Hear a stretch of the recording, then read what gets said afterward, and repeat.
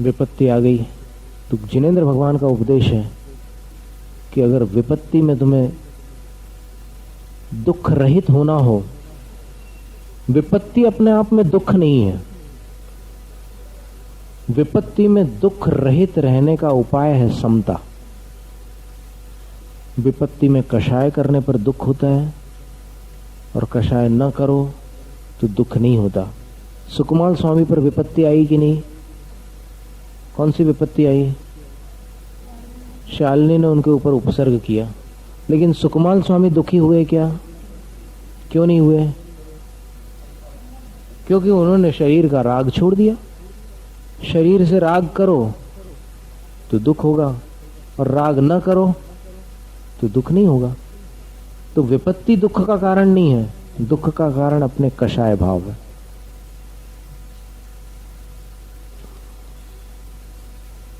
इस प्रकार सब द्रव्य और उनकी पर्यायों को जो सम्यक दृष्टि जिन वाणी के अनुसार स्वीकार करता है वही सम्यक दृष्टि कहलाने का अधिकारी है और होता है। ऐसा यहां पर 9 गाथाओं के द्वारा बतलाया। और अंत में एक गाथा और दी है कि कुछ लोग घबरा जाएंगे इस वर्णन को सुनकर के, इसलिए आचार्य महाराज कितने करुणावान हैं। वो कह रहे हैं कि जिसको शास्त्र पढ़ना नहीं आता है ना, ऐसी बात आती है ना मन में कि जो बिल्कुल अंगूठा छाप कुछ भी नहीं आता, जिसको बिल्कुल सीधा साधा है, वो यदि ये नहीं जानता कि निश्चय नहीं क्या है, व्यवहार नहीं क्या है, जीवादि तत्वों के नाम क्या है, कुछ नहीं पता। अब देखो कोई जानवर है, सम्यक दृष्टि हो गया, उसको कैसे पता कि निश्चय नहीं क्या है, भूतार्थ ने अभूतार्थ ने 14 गुणस्थान, ये सब मालूम रहता है कि बंदर को, जिसको सम्यक दर्शन हो रहा है, कुछ नहीं पता उसको। तो आचार्य कहते हैं कि जिसको कुछ भी नहीं पता, लेकिन सिर्फ इतना पता है कि जो जिनेंद्र भगवान ने कहा है वही सच है और उसको मैं स्वीकार करता हूं। देखो वही सच है और तम सर्वमहं समिच्छामि, उस समूचे जिन वचन को मैं स्वीकार करता हूं, मुझे उस पर श्रद्धा है, बस वो भी सम्यक दृष्टि है। कितनी सुंदर बात कही। इस प्रकार 3 ढालों का सारांश हो गया और सम्यक दृष्टि का स्वरूप अपनी समझ में आ गया है। अब अपने जीवन में जो निखार अपने को लाना है वो बिना पुरुषार्थ के संभव नहीं है। अब क्या पुरुषार्थ करना है अपने को? तो आत्मा और अनात्मा की पहचान करना है। अपन क्या है और अपन क्या नहीं है। जितनी छवियां अपने मन में आती अपने बारे में, वो वास्तव में अपना रूप नहीं होता, अपना स्वरूप नहीं होता, वो अपने अहंकार द्वारा निर्मित होती है। जैसे इसका उदाहरण देंगे तो आपको स्पष्ट होगा कि आपके पड़ोसी ने आपकी निंदा की और धोखे से आपने सुन ली, तो कैसा लगा? खराब। किसको लगा? जिसकी निंदा की। जिसकी निंदा किसकी? अपनी। अपन कौन? देखो यहां से पकड़ना है अपने को बिल्कुल। अगर सुख शांति चाहता तो उसको पकड़ना पड़ेगा, तत्व को। तत्व को छोड़कर कभी कोई सुखी नहीं होने वाला, ये नियम है। उसने किसकी निंदा की है मालूम है?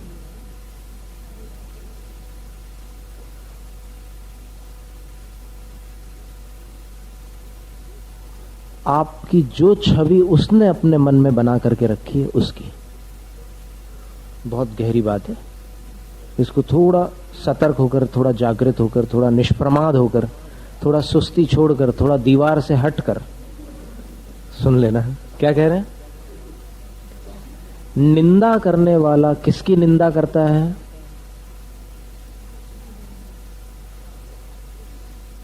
वो आपको लक्ष्य करके निंदा कर रहा है, लेकिन निंदा किसकी कर रहा है? आपकी जो छवि उसके दिमाग में भरी हुई है उसकी। तो अब आपको क्यों तकलीफ हो रही है?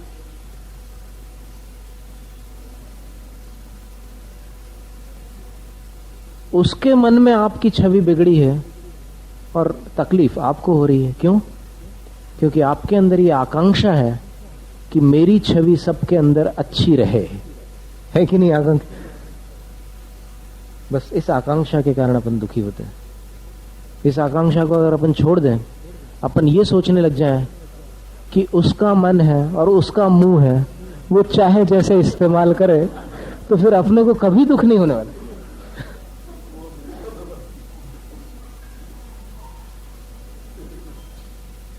आ रहा है ना समझ में?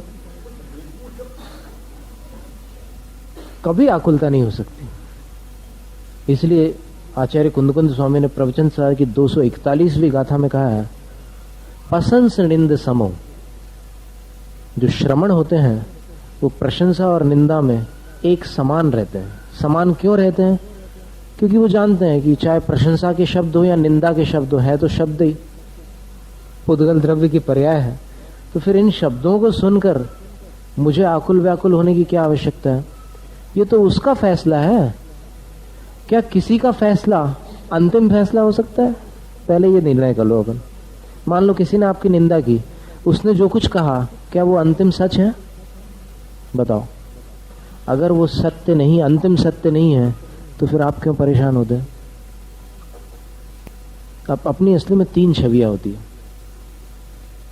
एक छवि तो वो जो अपन अपने आप को समझते हैं, दूसरी छवि वो जो अपन दूसरों को दिखाते हैं, और तीसरी छवि वो जो वास्तविक छवि है अपनी। हो सकता है अपने को भी पता ना हो कि अपन वास्तव में क्या है। जो अपनी वास्तविक छवि है वो शायद गुरु को पता हो कि अपन वास्तव में क्या है। वो तीसरी छवि है जो गुरु जानते हैं। पहली छवि वो है कि जो अपन अपने आप को समझ रहे हैं, दूसरी जो गुरु समझ रहे हैं, और तीसरी जो अपन दिखा रहे हैं। जो अपन है नहीं लेकिन अपन दिखा रहे हैं। तो ऐसी 3 छवियां लेकर के अपन चलते रहेंगे तो ये कौन सी कषाय हुई? मान कषाय, माया कषाय। किसने बोला मान माया कषाय? जिसने भी बोला बिल्कुल ठीक बोला। ये माया कषाय है, क्योंकि है कुछ और दिखा कुछ रहा है। अंत में ज्ञान सागर महाराज श्री का स्मरण करते हुए अर्घ लेकर के आ गए हैं ना आप लोग। आज उनका सल्लेखना दिवस, जेठ अमावस।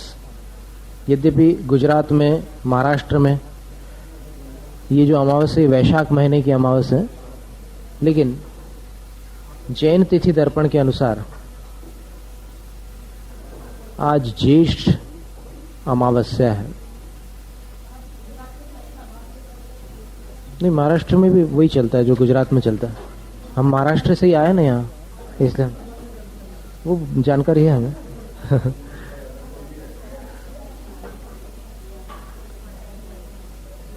उदक चंदन तंडुल पुष्प कैश चरु सुदीप सुधूप फलार्घ्य कैः धवल मंगल गान रवा कुले जिन गृहे गुरुवर्यमहं रजे। अब ज्ञान सागर महाराज श्री के लिए अर्घ समर्पित कर सकते हैं। ओम ह्रीम।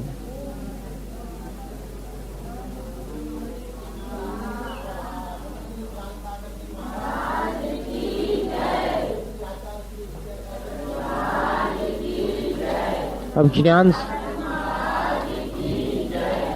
ज्ञान सागर महाराज श्री ने जिनको दीक्षा दी थी उनको भी चढ़ा लेते अब। उदक चंदन तंडुल पुष्प कैश चरु सुदीप सुधूप फलार्घ्य कैः धवल मंगल गान रवा कुले जिन गृहे गुरुवर्यमहं यजे। ओम ह्रूम अष्टोत्तर शताचार्य श्री विद्यासागर गुरुवर्याय अनर्घ्य पद प्राप्ते अर्घ्यम निर्वपामीति स्वाहा। तो इस प्रकार वो अपनी पद्धति नहीं है संघ में।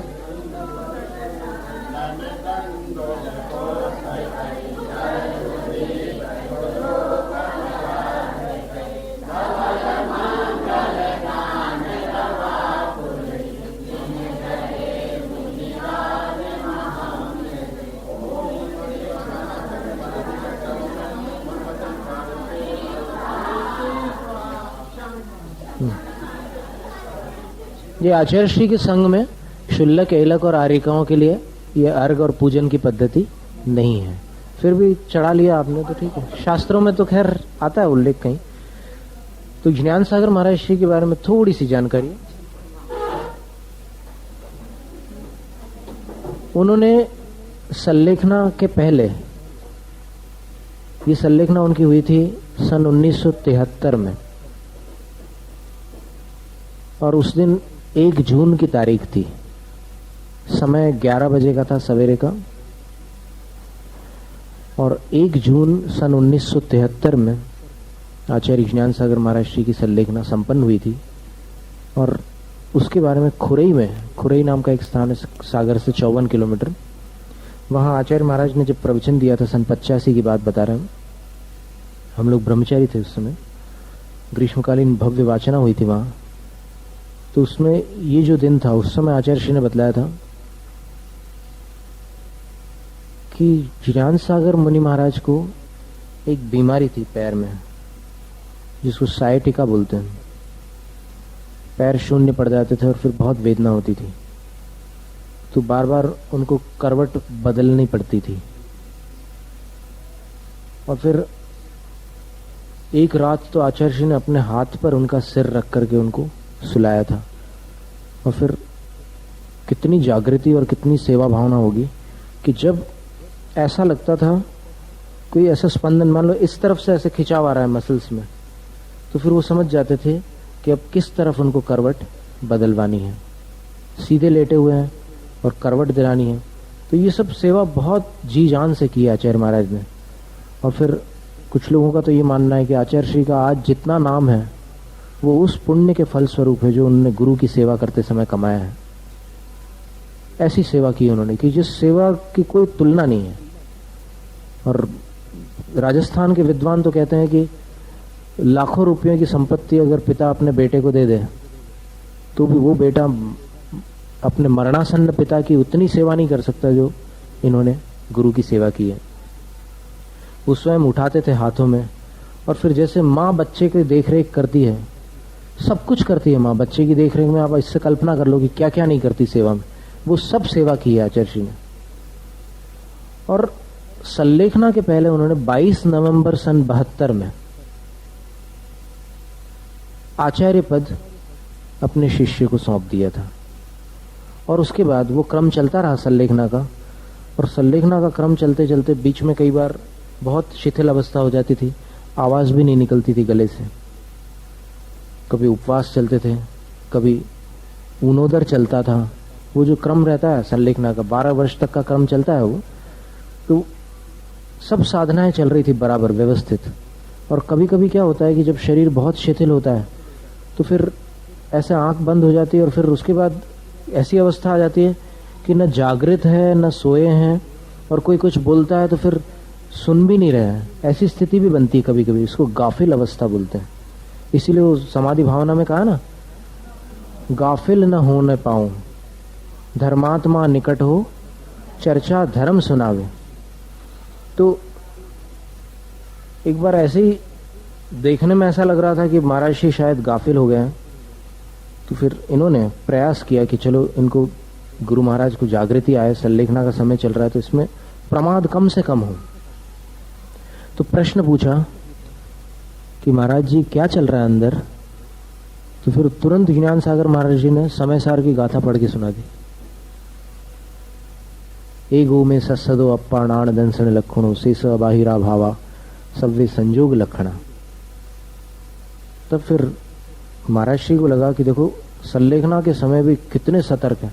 और सबसे बड़ी चीज यही है, संलेखना के समय जो जितना सावधान रहता है उसकी संलेखना उतनी श्रेष्ठ होती है। एक बार ऐसे जब लेटे हुए थे करवट से, तो फिर ऐसे तखत रहता है सीधा, तो हाथ ऐसे सामने की तरफ था, तो सिर एकदम ज्यादा झुका हुआ था। तो किसी श्रावक ने विद्यासागर महाराज जी से कहा कि कुछ सिर के नीचे लगवा दो ना, ताकि ये सिर इतना न झुक जाए। विद्यासागर महाराज जी को भी लगा कि ठीक बात कह रहे हैं, अब गुरु के प्रति स्नेह तो रहता ही है शिष्य का। तो उन्होंने उनसे निवेदन किया ज्ञान सागर महाराज जी के, महाराज ये चौकी लकड़ी की छोटी सी चौकी है सिर के नीचे, तो फिर उन्होंने बोला कि तकिया ले आओ, तकिया ले आओ, बोले वो ज़्यादा ठीक रहेगा। तो अब ये क्या था कि ये वो बहुत बड़े साहित्यकार थे, ज्ञान सागर महाराज, मतलब साहित्याचार्य थे समझ लो आप। उन्होंने जो अलंकार और छंद लिखे हैं उसके संस्कृत भाषा में कोई टक्कर नहीं है आज। और बड़े बड़े विद्वान मानते हैं कि कालिदास कवि के बाद इतना बड़ा महाकवि अब हुआ, बीच में कोई नहीं हुआ। तो वो साहित्यिक भाषा में उन्होंने ये जवाब दिया था कि संलेखना के समय सुविधाएं छोड़नी पड़ती है। और शब्द क्या बोले थे? और अगर कोई अनाड़ी व्यक्ति होता सेवा में तो वो ले आता तकिया लेकिन वो योग्य गुरु के योग्य शिष्य ही सेवा कर रहे थे। तो वो समझ गए कि इस वाक्य का रहस्य क्या है। संलेखना के समय जितनी असुविधा हो, जहां तक दुर्ध्यान न हो, वहां तक की असुविधा को स्वीकार कर लेना चाहिए कि जिस असुविधा में अपना धर्म ध्यान चल सके उतनी असुविधा को होने देना चाहिए। ऐसी बहुत सारी घटनाएं होती उसमें। और फिर अंत में जब आचार्य ने खुरई में कहा था कि जब अंतिम 4 दिन बचे तब उन्होंने आसन बदलवाना बंद करवा दिया था कि नहीं अब आसन नहीं बदलेंगे। तो वो लेटे हुए थे, ऐसे सीधे लेटे थे, चित्त लेटे थे। और फिर जब बहुत समय निकट आ गया तब के फोटोग्राफ्स भी है आज, कलर्ड फोटोग्राफ्स। उस समय कोई बाहर से आए हुए थे, स्विट्जरलैंड से या कहीं से कोई, तो उस समय वो रंगीन फोटो, नहीं तो उस समय रंगीन कैमरा भारत में नहीं चलते थे। सन 72-73 की बात है। रंगीन कैमराज अभी बाद में आए हैं 80s के आसपास। और फिर वहां पर फिल्म इंडस्ट्री के पास तो बहुत सारी व्यवस्था चल रही थी पहले भी, लेकिन यहां पर उसने आकर के फोटोग्राफ्स ले लिए अंत के। और वो फोटोग्राफ्स आज भी छपे हुए हैं। आत्मानवेशी नाम की एक पुस्तक छपी है, क्षमा सागर मुनिराज ने लिखी है वो पुस्तक, आत्मानवेशी। उसमें वो कलर्ड फोटोग्राफ्स आपको मिल जाएंगे महाराज श्री के, संलेखना के, कि कैसे वो करवट दिला रहे हैं आचार्य महाराज उनकी, और सारी सेवा किस प्रकार कर रहे हैं, सब बहुत सुंदर ढंग से दिया हुआ है। तो एक बार क्या हुआ कि कुछ पंडित लोग वहां पर आए। शिव सागर आचार्य महाराज उनके गुरु थे, ज्ञान सागर महाराज के। ज्ञान सागर महाराज ने जो मुनि दीक्षा ली थी वो आचार्य शिव सागर महाराज श्री से ली थी। और आचार्य शिव सागर महाराज ने पहली मुनि दीक्षा इन्हीं को दी थी। तो क्या हुआ कि वो लोग आए यहां पर और बोले कि जो प्रथम शिष्य हैं शिव सागर जी के, उनके 2 शब्द हम चाहते हैं, क्योंकि स्मृति ग्रंथ प्रकाशित होने जा रहा है। स्मृति ग्रंथ समझ गए आप? शिव सागर महाराज की स्मृति में एक पुस्तक छपने जा रही है, तो उसमें उनके प्रथम शिष्य के 2 शब्द हम लेना चाहते हैं। तो फिर सब लोग मना कर रहे थे कि नहीं, अभी तो आवाज नहीं निकल रही, बहुत शिथिल अवस्था है, संलेखना चल रही है, अभी बोलेंगे तो फिर दिन भर तकलीफ होगी उनको। फिर वो लोग बोले कि नहीं, एक बार हमारी तरफ से प्रार्थना करो, हमारी भावना समझो, एक बार निवेदन कर लो। तो फिर विद्यासागर महाराज जी गए उनके पास और बोले कि वो लोग आपसे 2 शब्द चाहते हैं। तो मैं क्या उत्तर दूं उनको? आप जो कहोगे मैं उनसे कह दूंगा। तो ज्ञान सागर महाराज जी बोले कि गुरु के बारे में आए हैं। अरे अरे बुलाओ उनको, अंदर बुलाओ। उनको इतनी उत्सुकता हो गई कि मेरे गुरु के बारे में मुझसे 2 शब्द लेना चाहते हैं। एकदम उनको अंदर बुलाया और उसके बाद उस अवस्था में, संलेखना की अवस्था में, उन्होंने 2 श्लोक लगे हाथ बना करके उनको दे दिए। 2 श्लोक संस्कृत में।